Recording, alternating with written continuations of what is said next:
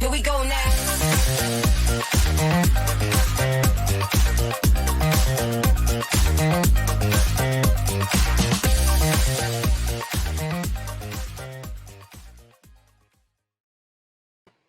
Hello, good evening. Thank you for joining the Lynn Show. I am Rabbi Shmuel Lynn, and this is season 3 of the Lynn Show Goes Global, episode number 6.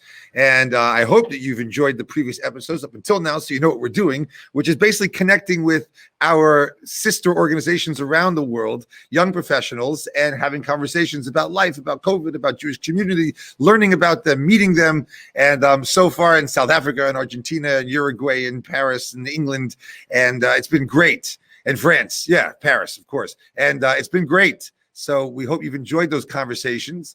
And I certainly am, and we're getting great feedback. And tonight we are going to Russia. Now, for a kid of the 80s, 70s and 80s, that's where I come from. You know, it's a Cold War kid. So every time I'm connecting with Russians, for me, it feels like espionage. It really has just a lot of drama to it. I'm a kid of The Miracle on Ice and Rocky Balboa and Ivan Drago and all the propaganda that I suffered through my adolescence.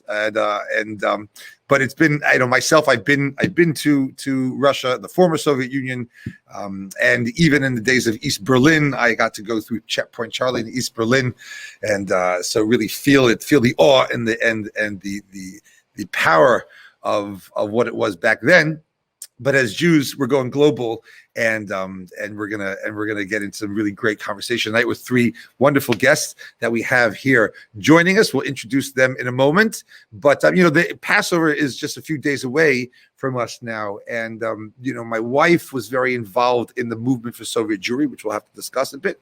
And the great slogan was "Let our people go." I mean, so we're taking the quote from the Exodus from Egypt, "Let my people go," and really it was used again in the 70s and in the Refusnik movement, the move to Soviet Jewry. "Let my people go." My wife was standing out there as a kid with a placard, "Let my people go," and there really is the modern day version of the Exodus, of the freedom that was finally, through perestroika, was finally granted through the Jewish community. Interesting fact is that one of the first grain agreements of grain trade with the former Soviet Union actually included a provision which is apparently still intact today, that at that point that matzahs or grain, there was a grain shortage in Russia, and there was a prohibition on extra grain for matzahs, and the US government made it a condition of the grain trade agreement that there be grain provided to the Jewish communities from the big matzahs.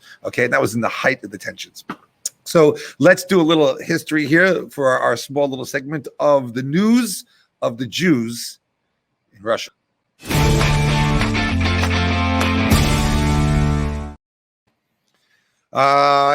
So Jews go back to the 7th century already in that area of the world, but really is in the 18th century. Catherine II restricted all the Jews to live in what was called the Pale of Settlements. That's where the Jewish history there becomes very, very famous in the 1700s.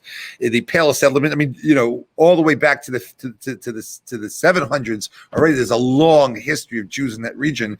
But as we get into modern history, the Pale of Settlement, you may even have heard that from your grandparents that come from there, what it was like being in the Pale of Settlement. The real anti-Semitic, anti-Jewish enactments came in around the late 1800s with Alexander III. There were many decrees.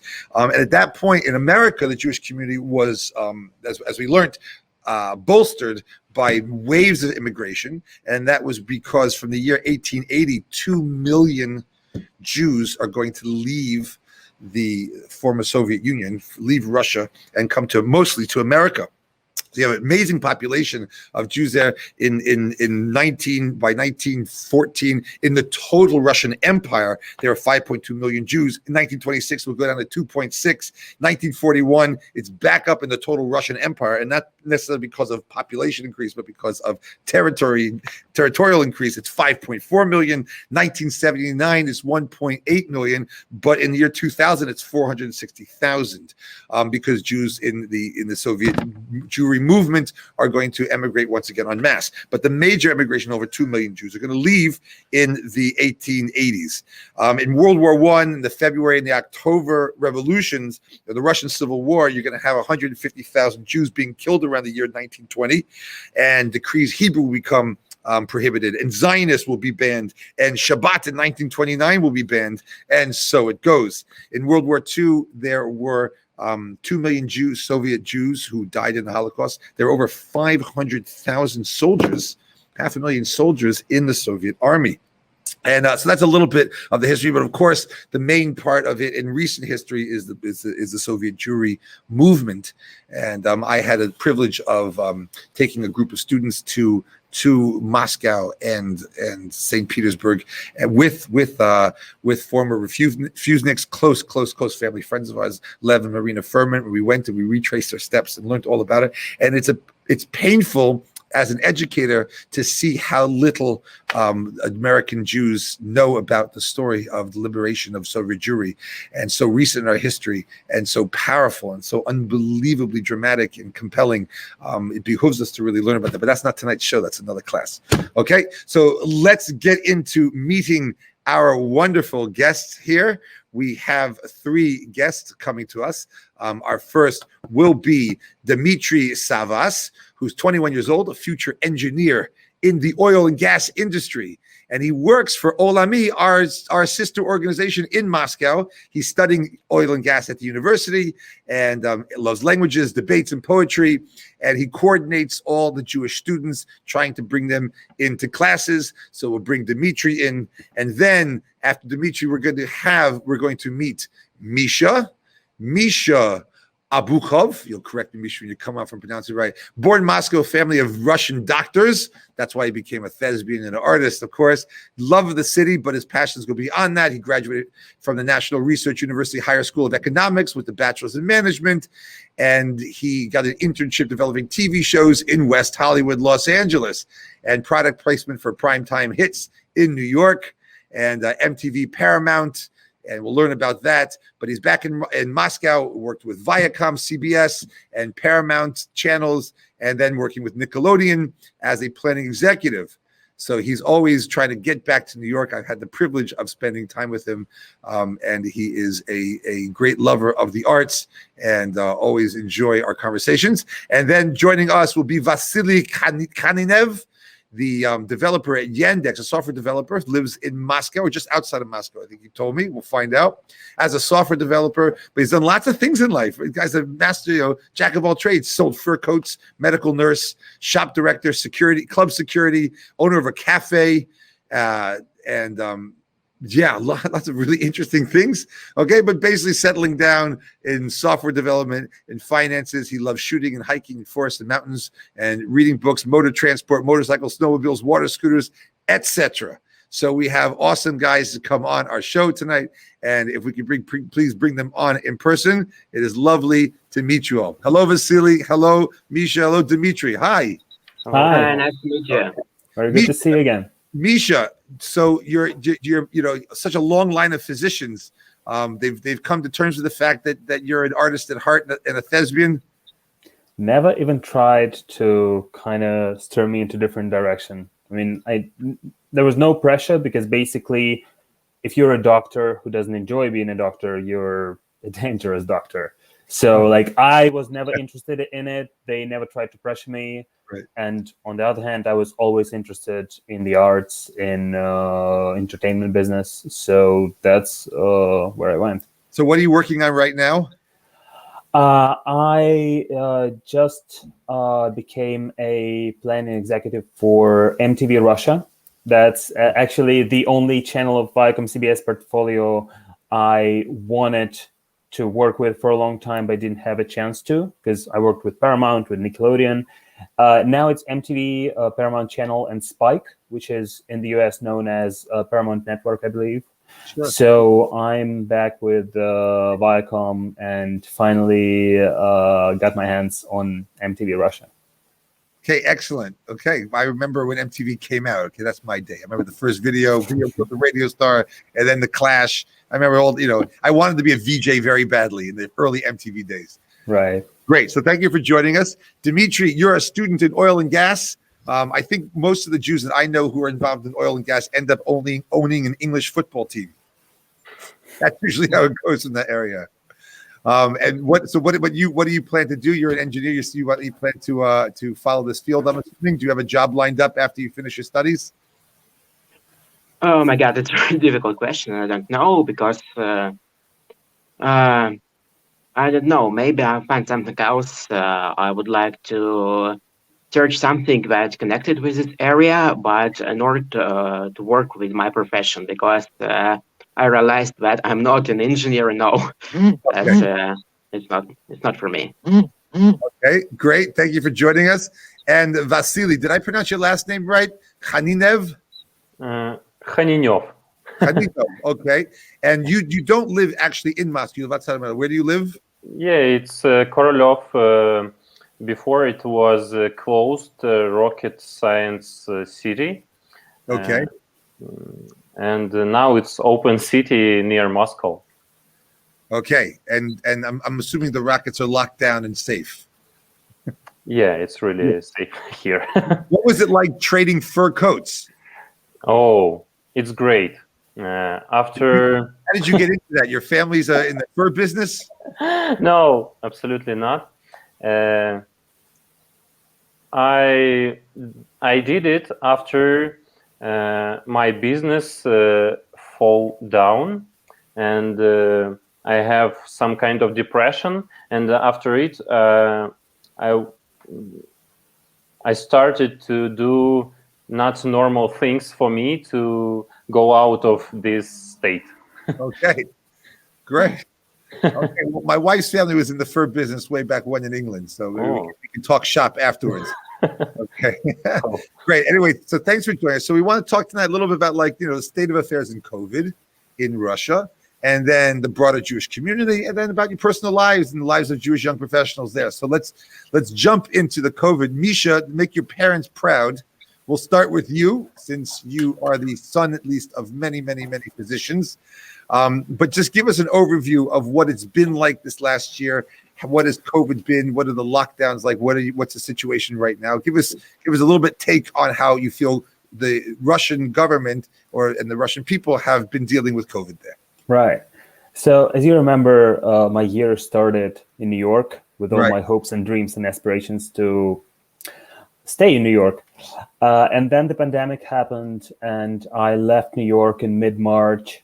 So basically I experienced the whole state of panic, both in the US and in Russia, because by mid-March, everybody was pretty worried and afraid of what's going to happen. So I came to Russia on the 15th. I quarantined for 2 weeks, and then the government decided to impose the general quarantine for everyone. So I stayed at home on my own, and then I stayed at home because everybody did. And the first measures were really strict, which I would say is probably good for the situation in the city. But because of that, me and my family just altogether moved to the countryside, because basically in Moscow, you weren't even allowed to go outside unless you had a special pass, like you needed to register and get a QR code so that if you're stopped on the street, you're shown the QR code that you go to the hospital or to buy groceries or has that lasted the whole year? When did that stop, that you needed a code? I think it stopped in probably late June, early July, I believe. I'm not sure about that, because basically living in the countryside, I didn't really need no codes because there was no one around. It's just like the forest and the river. And I was grateful for the ability to run, because I'm a marathon runner. In Moscow at that time, many runners were just stopped on the streets because running was prohibited as well as a non-essential activity. Right. But running, I know that running really helped a lot of people who were outside Moscow to just, keep sane, because it's really hard to stay at home all the time. And then I believe it was kind of floating. So at some time the restaurants were closed altogether. Then they started opening, but with restrictions on only open till 11 p.m. and it kind of shifted a bit. And right now, I think that there is still a mandate to like wear masks and gloves, but the restaurants are open. And I just know from my friends in New York that Moscow now feels way more normal, if you might call it, because I know that in New York it's still a bit. It feels like a ghost town. It feels like a ghost town, New York, still, even though all the restaurants have moved to the street corners, but it's, it's a bandage. Yes, absolutely. I mean, we've all heard the saying New York is dead. I would never agree with that. It would never be dead. But we got to agree that the general feel is different just because it's not fully back to its general operation. Let me ask Vasiliy. Thank you, Misha. Vasiliy, are the Russian citizens been very compliant? The government's given orders and they followed. In America, it's hard for us to follow. We have a hard time following orders because everyone's so independent, so to speak. We do what we want. But has it been pretty uniform? Have people followed the instructions well, or have there's been a lot of protests and a lot of disagreement?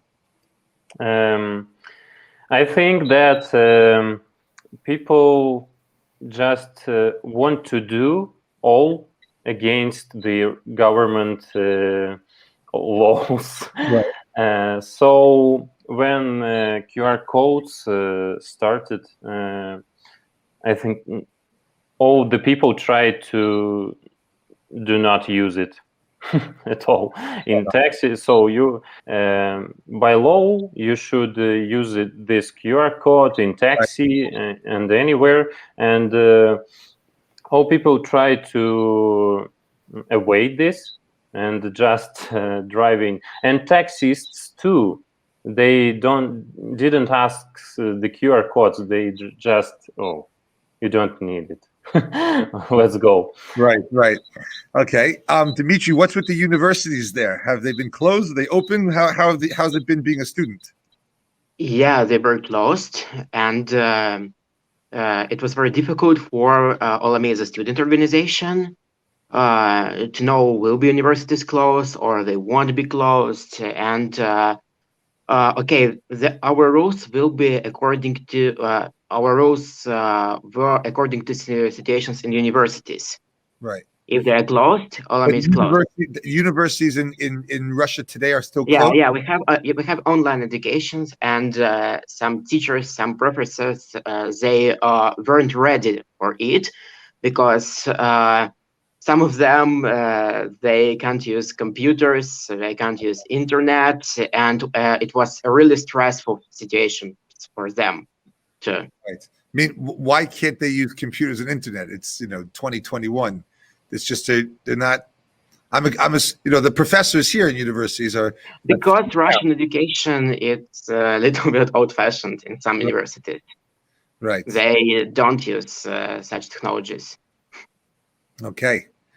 So let's talk a little bit about the broader Jewish community in Russia today.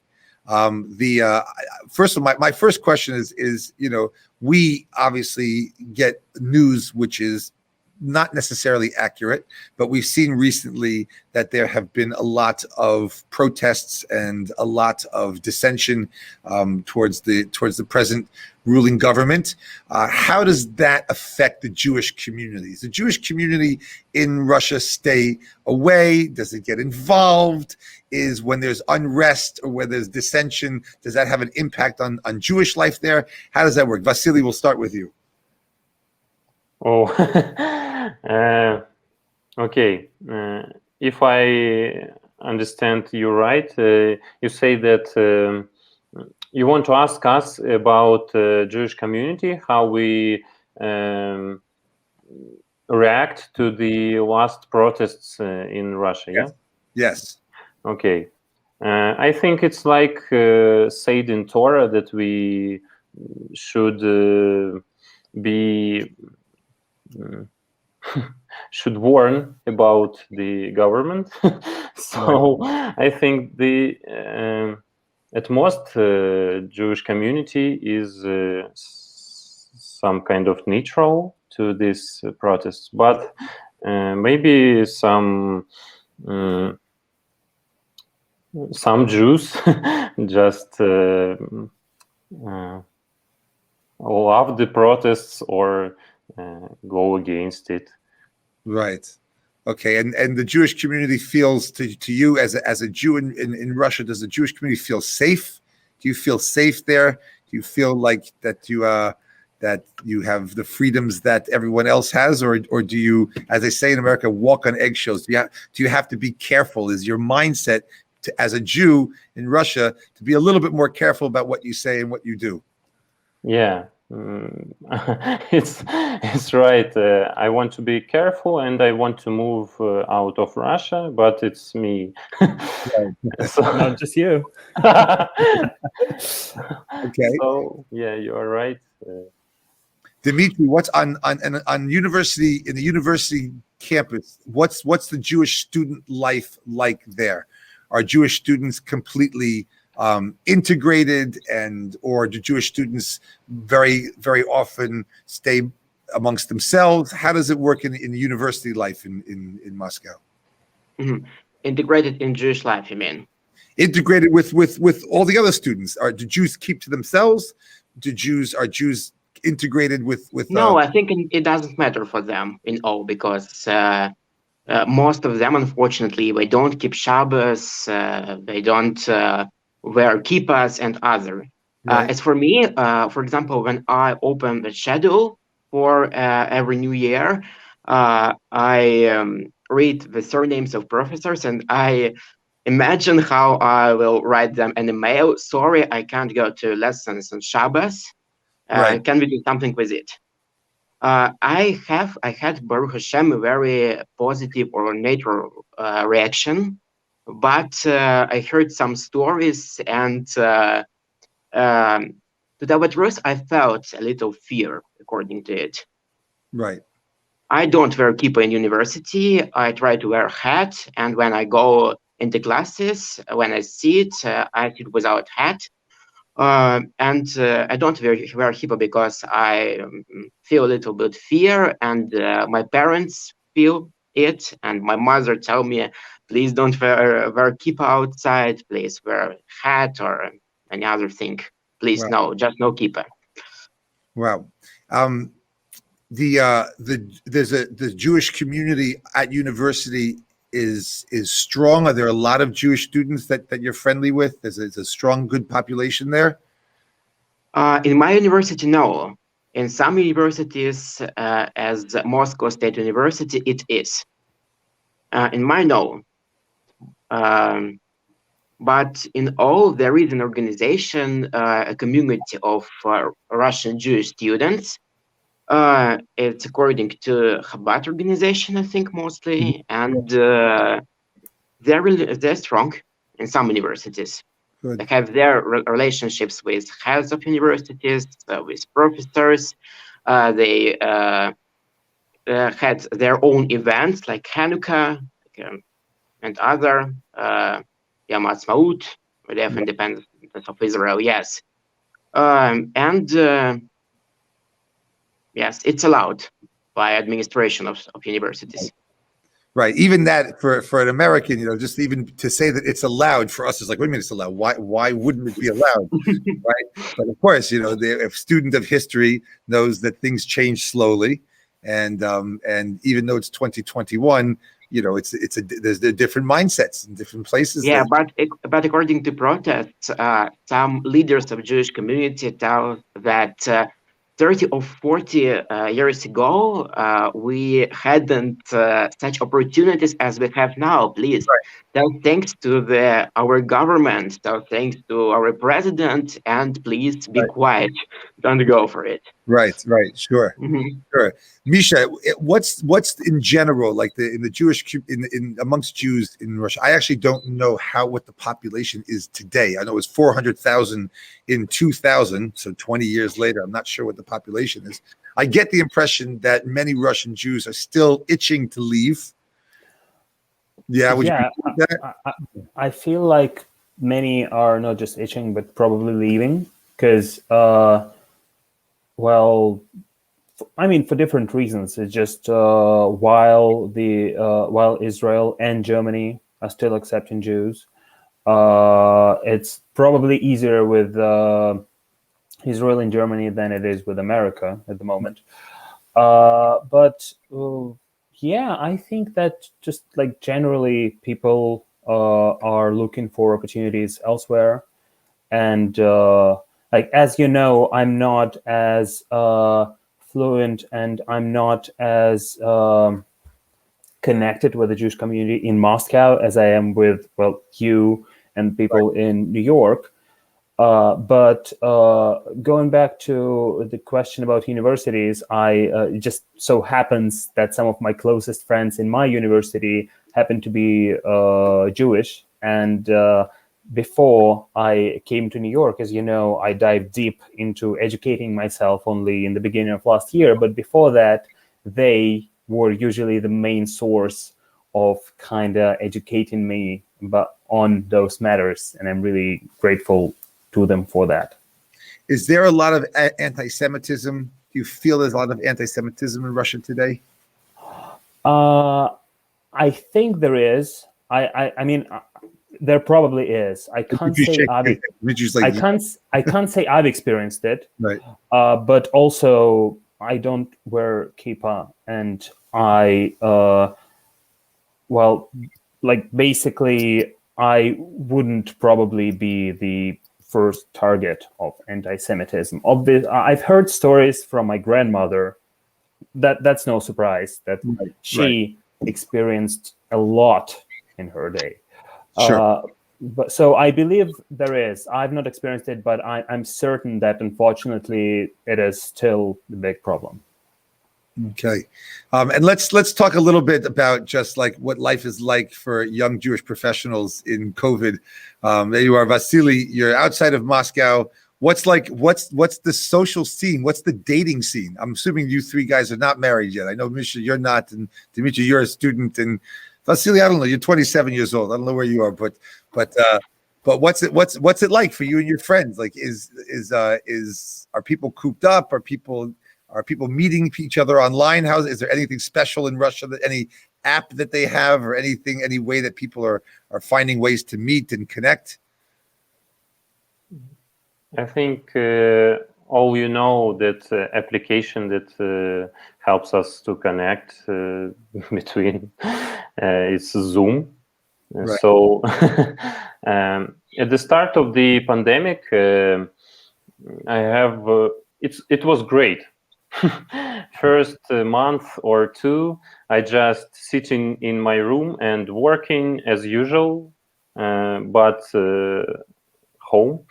But at home, and but after 2 months, I have some troubles with it because my body asked me about movement and some other things, and then it become some problem really. So. Are people your age? Are you getting out? Are you seeing friends at all? Now, Yeah. Of course, yeah. I think I feel like all Moscow citizens don't know about COVID. They're not wearing masks in metro and everywhere. So. Right. I think. Are people meeting in coffee shops now and pubs? Yeah, and the clubs open. Oh, the clubs are open. You're a security bouncer at a club, right? Yeah. Maybe a week ago, it's open. The government opens all the clubs in Moscow. Oh wow! Okay, that's good to know. If you want to go clubbing, then we got to come.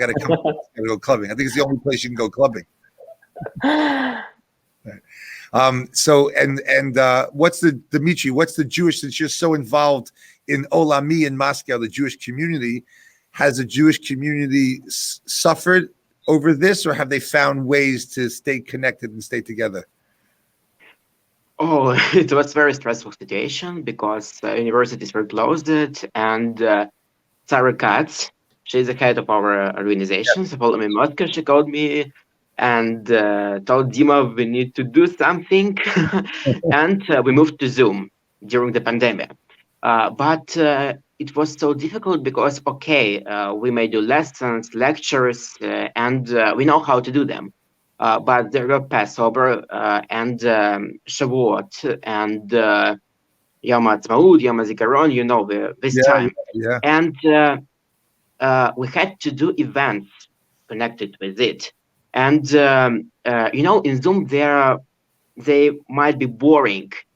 We need to find any new ways how to do these events more fascinating, because people were mad of sitting in their houses, in their flats. Of course, we did such project as Shabbos box. It's a box. It's a box, yes, which was delivered to our students. There was challah, grape juice, and candles and books, and students couldn't come to families to keep Shabbos to our families who work to them. Sorry. You brought Shabbat to them. Yeah, we brought Shabbat, this warmth of Shabbat for them. Dmitry, we did. Did you know that Vasiliy became an Olami student because of the pandemic? Do you know that? I know it because, yes, I invited him in pandemic to be Olami student. Okay, Vasiliy, what's that? How did he find you? Were you looking for this? I were on Taglit event, right? and after it, Olami organized the event that's called Post Taglit, and they invite me to meet my madrichot. Yeah, and I came and meet Dmitry, and after it, maybe for a year, he called me to every event, and I He rejected. Yeah. I reject all the invites because of my work, and 1 week before pandemic, I asked him, is there any online courses? And he said not, but after 1 week, he invited me to online course. Great. Our first online course, yes. I saw his potential. He has a great potential. I saw it, and now he became our student. And I said, yes, it happened. And finally, Misha, what's the social life scene for you over there? Like the art world, is it connected? Do you feel like the people are finally getting out? Are people meeting each other? How's the experience been for you? So people are certainly getting out and meeting each other more than they used to, say, in summer. But now there is this other thing, which is upon meeting anyone, you're trying to kind of estimate their boundaries and try not to cross them. Right. So it's getting a little awkward in terms of, do I shake the hand? Can I go for a hug? Right. And basically, at some point, at least for me, it started with fear over the general situation in the world, but then it moved towards some social awareness. So now I have less a fear for my own health and more a feeling of the need to kind of respect the boundaries of others for them to feel safe.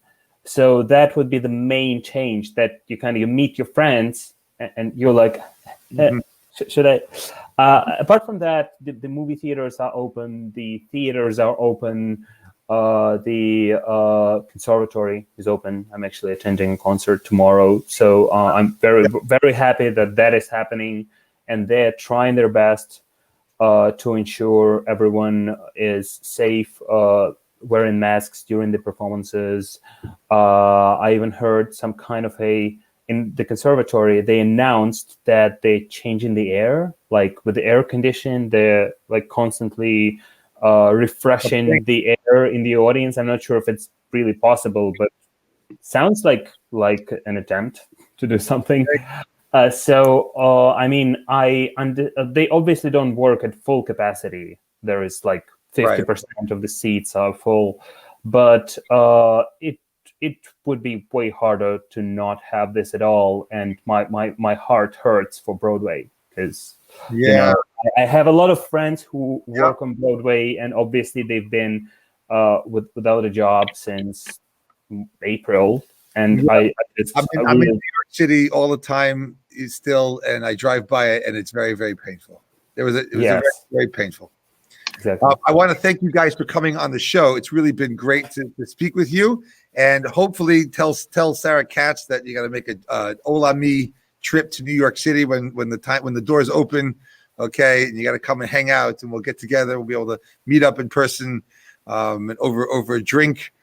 I know it's stereotyping for me to just assume you only drink vodka, but we'll come and we'll do it right. Whatever you want, we'll have for you. Okay. And listen, I'm wishing you all a Chag Kosher Sameach, a happy Pesach, and it's a powerful time for us as Jews around the world. We begin the Passover Seder making a declaration that any Jew who's hungry, come and eat. Any Jew who needs the Passover Seder, come and make the Seder. Meaning, before you can get into the history of the Jewish people, we have to recognize that we are connected, that there's a bond that we share, and that bond can never be broken. You might have the beautiful Seder that you have set out in the table, and you have your guests and you have your plates, but the truth is, every single Jew in the world is invited.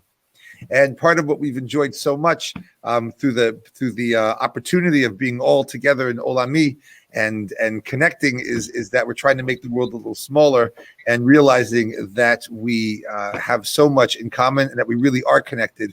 And it would be the greatest privilege, we'll really appreciate it when we get the chance. It'd be the greatest privilege to be able to have you at my Passover Seder table, right, at each other's Seder, that we could sit together once again. That's really what we're feeling now, 1 year later after last Pesach.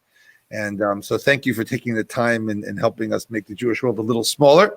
And for anyone who's watching and listening, just remember, we do have, just like they had their Shabbat in a box, we have amazing Shabbat catering options for you on our website. We've pre-ordered for you. You just got to click a button and you pay a good subsidized rate and you get delicious Shabbat food from Sage Kitchen or Sova Catering, your choice of menu. So make sure you avail yourself of that. You take advantage of that opportunity. It gets delivered to your door, and it will help keep you connected and full and happy. That's our goal. Okay. So wishing everyone a Chag Kosher Sameach. Happy Passover. Thank you guys for joining. Very lovely meeting you, Dmitry and Vasiliy. Great seeing you again, Misha. And looking forward to meeting in person. Thank you, guys. Thank you very much. Thank you. Very good to see you.